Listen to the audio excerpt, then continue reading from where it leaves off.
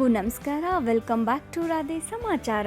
ಇವತ್ತು ಮಂಗಳವಾರ ಬೆಳಗ್ಗೆ ನಾನು ಬೇಗ ಅಸೈನ್ಮೆಂಟ್ ಇತ್ತು. ಅಂದರೆ ನಾನು ಡಬ್ಬಿಂಗ್ ಆರ್ಟಿಸ್ಟ್, ಅಂದರೆ ವಾಯ್ಸ್ ಓವರ್ ಆರ್ಟಿಸ್ಟ್ ಅಂತಲೂ ಕರೀತಾರೆ.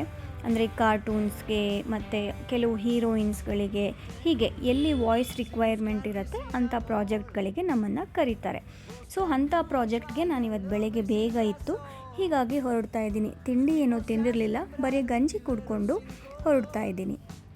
2 to 3 hours ಅಷ್ಟೇ ಕೆಲಸ ಅಂತ ಹೇಳಿದರು. ಅದಕ್ಕೆ ನಾನೇನು ತಿನ್ನಕ್ಕೆ ಹೋಗಿಲ್ಲ, ಬಂದು ಅಡುಗೆ ಮಾಡಿ ಊಟ ಮಾಡಿದ್ರಾಯಿತು ಅಂತ ಹೊರಡ್ತಾ ಇದ್ದೀನಿ. ಇಲ್ಲಿಂದ ಹೊರಡೋಕ್ಕೆ ಮುಂಚೆ ನಾನು ನಿಮಗೊಂದು ಕೀ ಚೈನ್ ತೋರಿಸ್ತೀನಿ.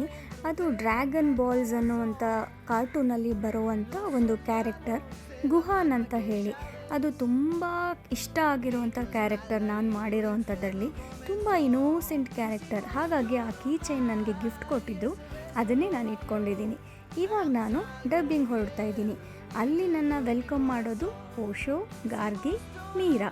ಈ 3 ಜನ ಮಾತ್ರ ನಾನು ಬರೋದನ್ನು ಕಾಯ್ತಾ ಇರ್ತಾರೆ.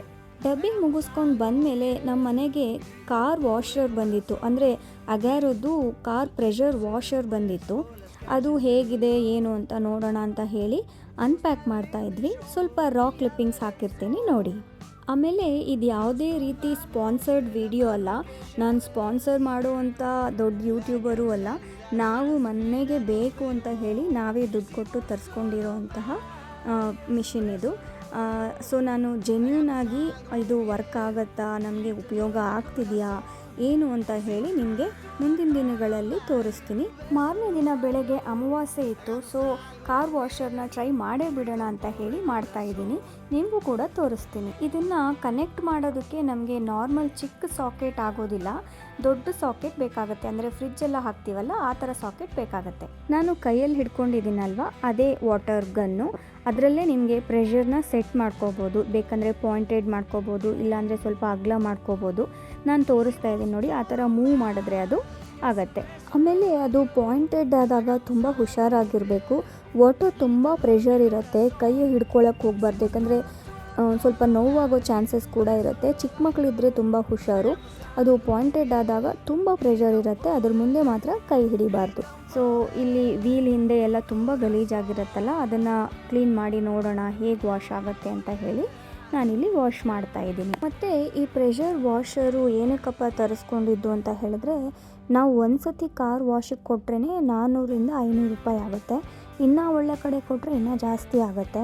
ಒಂದೊಂದು ಸತಿಗೂ ಅಷ್ಟೊಂದೇನು ಕೊಡೋದು, ನೋಡೋಣ ಅಂತ ಹೇಳಿ ನಾವು 4400 ರೂಪಾಯಿ ಆಯಿತು ನಮಗೆ. ಇದು ಒಂದು ಸತಿ ತರಿಸ್ಕೊಂಡಿದ್ದೀವಿ, ಟ್ರೈ ಮಾಡಿ ನೋಡೋಣ ಅಂತ ಹೇಳಿ ವಾಶ್ ಮಾಡ್ತಾಯಿದ್ದೀನಿ. ನೋಡಿ, ಈ ವೀಲ್ಸಲ್ಲೆಲ್ಲ ಎಷ್ಟೊಂದು ಗಲೀಜಿರುತ್ತೆ. ನಾವು ಅದನ್ನು ಕೈಯಿಂದ ಅಂತೂ ತೊಳೆಯೋಕ್ಕಾಗಲ್ಲ. ಈ ರೀತಿ ಪ್ರೆಷರ್ ಇರೋದ್ರಿಂದ ಅದು ನೀಟಾಗಿ ಕ್ಲೀನ್ ಆಗುತ್ತೆ. ನನಗೆ ತುಂಬ ಇಷ್ಟ ಆಗ್ತಾಯಿದೆ. ಮೇ ಬಿ ಇದು ಯೂಸ್ಫುಲ್ ಅಂತ ನನಗೆ ಇವಾಗಲೇ ಅನ್ನಿಸ್ತಾ ಇದೆ. ಆಮೇಲೆ ಈ ಪ್ರಾಡಕ್ಟ್ ಅನ್ಬಾಕ್ಸ್ ಮಾಡಿದಾಗ ಏನೇನು ಕೊಟ್ಟಿರ್ತಾರೆ, ಅದನ್ನು ಹೇಗೆ ಕನೆಕ್ಟ್ ಮಾಡೋದು, ಹೇಗೆ ಯೂಸ್ ಮಾಡೋದು ಅಂತ ನಿಮಗೆ ತುಂಬ ವಿಡಿಯೋಗಳು ಸಿಗುತ್ತೆ. ಆದರೆ ನಾನಿಲ್ಲಿ ಜೆನ್ಯೂನಾಗಿ ನಾವು ಯೂಸ್ ಮಾಡಿದಾಗ ಅದ್ರ ಉಪಯೋಗ ಆಗುತ್ತಾ ಇಲ್ವಾ ಅದನ್ನು ಟೆಸ್ಟ್ ಮಾಡೋಣ ಅಂತ ಹೇಳಿ ನಾನಿಲ್ಲಿ ಟ್ರೈ ಮಾಡ್ತಾ ಇದ್ದೀನಿ.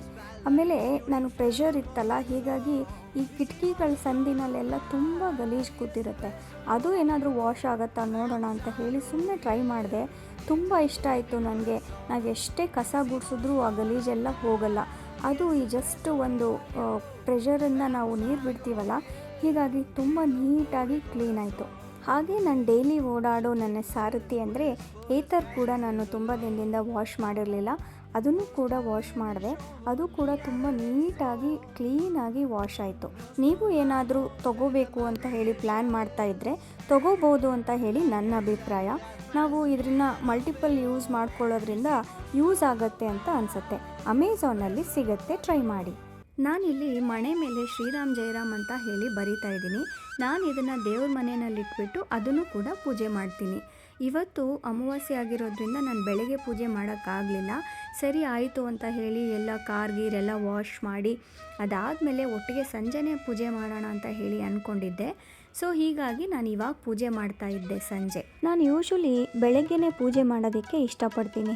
ಆದರೆ ಏನು ಮಾಡೋದು, ಕೆಲವೊಂದು ಸತಿ ನಾವು ಎಷ್ಟೇ ಅಂದ್ಕೊಂಡ್ರೂ ನಮ್ಮ ಬಾಡಿ ಮಾತ್ರ ಸಪೋರ್ಟ್ ಮಾಡಲ್ಲ. ನನಗೆ ರಾತ್ರಿ ನಿದ್ದೆ ಬರಲಿಲ್ಲ, ಅದೇ ಕಂಟಿನ್ಯೂ ಆಗಿ ಬೆಳಗ್ಗೆ ಎಚ್ಚರ ಆಗಲಿಲ್ಲ. ಹೀಗಾಗಿ ಬೆಳಗ್ಗೆ ಪೂಜೆ ಮಾಡೋಕ್ಕೂ ಆಗಲಿಲ್ಲ. ಅದಕ್ಕೆ ಸಂಜೆ ಪೂಜೆ ಮಾಡೋಣ ಅಂತ ಹೇಳಿ ಕಾರ್ ವಾಶ್ ಮಾಡಿ, ಟೂ ವೀಲರ್ ವಾಶ್ ಮಾಡಿ, ದೇವ್ರ ಮನೆಯೆಲ್ಲ ಕ್ಲೀನಾಗಿ ಕ್ಲೀನ್ ಮಾಡಿಕೊಂಡು ಆಮೇಲೆ ಸಂಜೆ ಪೂಜೆ ಮಾಡ್ತಾಯಿದ್ದೀನಿ. ಸೊ ಆಗೋದೆಲ್ಲ ಒಳ್ಳೆಯದಕ್ಕೆ. ಸಂಜೆ ಪೂಜೆ ಮಾಡೋಣ ಅಂದ್ಕೊಂಡಿದ್ದಕ್ಕೆ ಇಷ್ಟೆಲ್ಲ ಕ್ಲೀನಿಂಗ್ ಕೆಲಸನೂ ಆಯಿತು. ಸೊ ಹೀಗೆ ನಾವು ಪಾಸಿಟಿವ್ ಆಗಿ ಅಂದ್ಕೋಬೇಕು ಅಂತ ನನಗನ್ಸುತ್ತೆ. ನಿಮ್ಗೇನು ಅನಿಸುತ್ತೆ? ಪೂಜೆ ಎಲ್ಲ ಆದಮೇಲೆ ರಾತ್ರಿ ಊಟಕ್ಕೆ ಏನಪ್ಪ ಮಾಡೋದು ಅಂದ್ಕೋತಾ ಇದ್ದೆ. ಅಷ್ಟೊತ್ತಿಗೆ ನೆನಪಾಯಿತು, ನಾವು ಸ್ವಲ್ಪ ನಾಟಿ ಕ್ಯಾಪ್ಸಿಕಮ್ ಮನೇಲಿದೆ ಅಲ್ವಾ. ಅಂದರೆ ಈಗ ಕ್ಯಾಪ್ಸಿಕಮ್ ಅಂದರೆ ದೊಡ್ಡದಾಗಿರುತ್ತೆ, ಅದೇ ನಾವು ನಾರ್ಮಲಾಗಿ ನಾಟಿ ಕ್ಯಾಪ್ಸಿಕಮ್ ಅಂದರೆ ಚಿಕ್ಕದಾಗಿರುತ್ತೆ. ಸೊ ಅದು ಇತ್ತು ಮನೆಯಲ್ಲಿ, ಅದನ್ನು ಹೆಚ್ಚಿ ಹಾಕಿ ಪಲ್ಯ ಮಾಡಿದೆ. ಅದಾದಮೇಲೆ ಅದ್ರ ಜೊತೆಗೆ ಚಪಾತಿ ಮಾಡೋಣವಾ ಅಂದ್ಕೊಂಡೆ. ಆಮೇಲೆ ಅಕ್ಕಿ ರೊಟ್ಟಿ ಮಾಡು ಅಂತ ಹೇಳಿ ಶರತ್ ಹೇಳಿದ ನೆನಪಾಯಿತು, ಅಂದರೆ ನನ್ನ ಹಸ್ಬೆಂಡ್ ಹೇಳಿದ ನೆನಪಾಯಿತು. ಸೊ ಅಕ್ಕಿ ರೊಟ್ಟಿನೇ ಮಾಡೋಣ ಅಂದ್ಕೊಂಡೆ. ಅಕ್ಕಿ ರೊಟ್ಟಿ ಬಾಣಲಿನಲ್ಲಿ ಮಾಡೋದು ತುಂಬ ಇಷ್ಟ ಶರತ್ಗೆ. ಅವರಮ್ಮ ಮಾಡ್ತಾಯಿದ್ರಂತೆ ಆ ಥರ. ಹೀಗಾಗಿ ಅವ್ರಿಗೆ ಸರಿ ಅದನ್ನೇ ಮಾಡೋಣ ಅಂತ ಅಂದ್ಕೊಂಡು ಅದನ್ನು ಕೂಡ ಕಲಸಿಟ್ಕೊಂಡೆ, ಅಂದರೆ ಹಿಟ್ಟು ಕೂಡ ಕಲಸಿಟ್ಕೊಂಡೆ. ಇಲ್ಲಿ ನಾನು ರೆಸಿಪಿ ಏನು ಶೇರ್ ಮಾಡ್ಕೋತಾ ಇಲ್ಲ, ಹಾಗೆ ನಾನು ಸಂಜೆ ಏನು ಮಾಡಿದೆ ಅಂತ ತೋರಿಸ್ತಾ ಇದ್ದೀನಿ ಅಷ್ಟೇ. ಇನ್ನು ರೆಸಿಪಿಗಳನ್ನ ತೋರಿಸೋದಕ್ಕೆ ಅಂತಲೇ ನಂದು ಇನ್ನೊಂದು ಚಾನಲ್ ಇದೆ, ಅಡುಗೆ ಮನೆ ಆರೋಗ್ಯ ಅಂತ. ಅಲ್ಲಿ ಸುಮಾರು ರೆಸಿಪಿಗಳನ್ನ ನಾನು ಶೇರ್ ಮಾಡಿದ್ದೀನಿ. ನೀವು ಅಲ್ಲಿ ಕೂಡ ಸಬ್ಸ್ಕ್ರೈಬ್ ಮಾಡ್ಕೊಳ್ಳಿ ಅಂತ ಕೇಳ್ಕೊತಾ ಇದ್ದೀನಿ. ಮತ್ತೆ ಇನ್ನೊಂದು ವಿಡಿಯೋಂದಿಗೆ ಸಿಗ್ತೀನಿ. ಅಲ್ಲಿವರೆಗೂ ನಮಸ್ಕಾರ, ಬಾಯ್ ಬಾಯ್. ಮತ್ತು ದಯವಿಟ್ಟು ಈ ಚಾನಲ್ ಕೂಡ ಸಬ್ಸ್ಕ್ರೈಬ್ ಮಾಡ್ಕೊಳ್ಳಿ. Thank you, bye bye.